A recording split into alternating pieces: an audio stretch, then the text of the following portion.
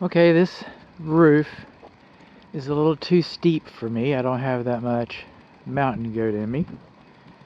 But I'm going to be inspecting this roof twice. I'm going to be inspecting it today, and I'm going to be inspecting it for the final.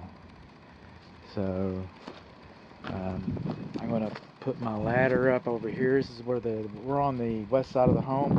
That's where the swimming pool equipment is. It'll be kind of crowded when I go back for that. And then we're going to go around with the camera pole. Got a torn shingle right there over the south side of the garage entry on the west wall on the first and second row. I'll see if I can get a little better picture of that.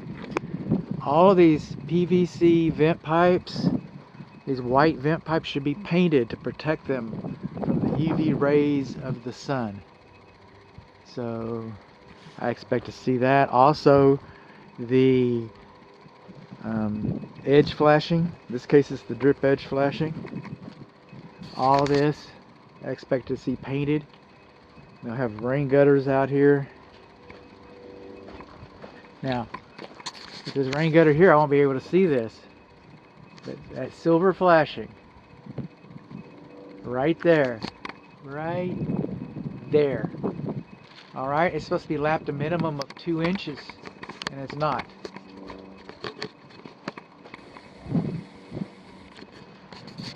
Here we go.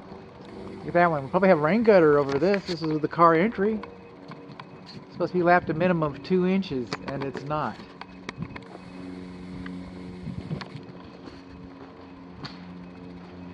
It's supposed to be lapped a minimum of 2 inches, and it's not.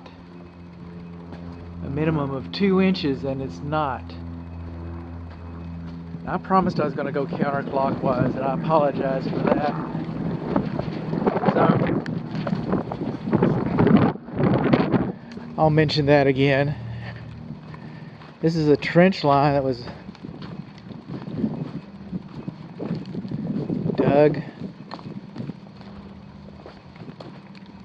My client said it was for some gas. I'm not sure.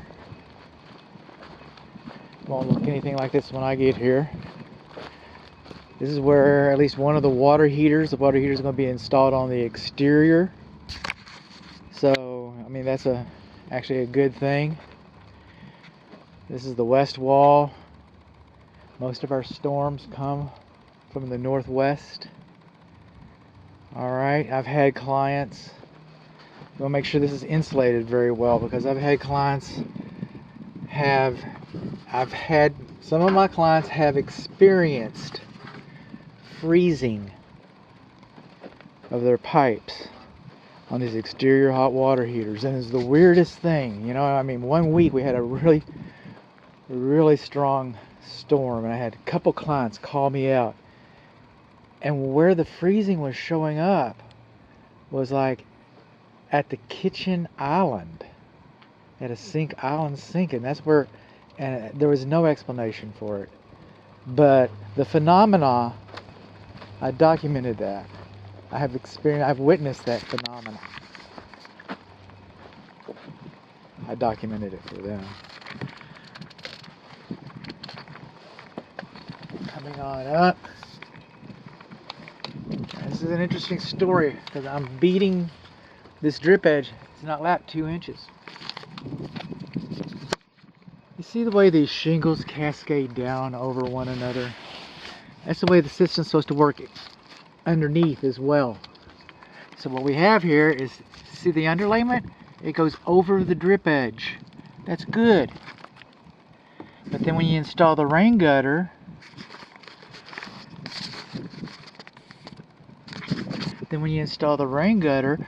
this drip edge is supposed to cascade over the back of the rain gutter.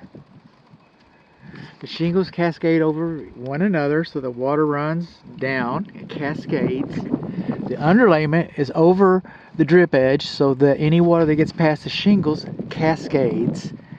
And then the drip edge, or the rake edge, depending on the edge flashing, which you won't have rain gutter on the rake.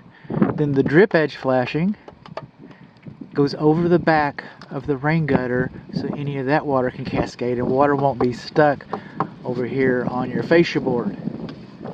That's the way it's supposed to work. And there's our underlayment over the drip edge. That's a good thing.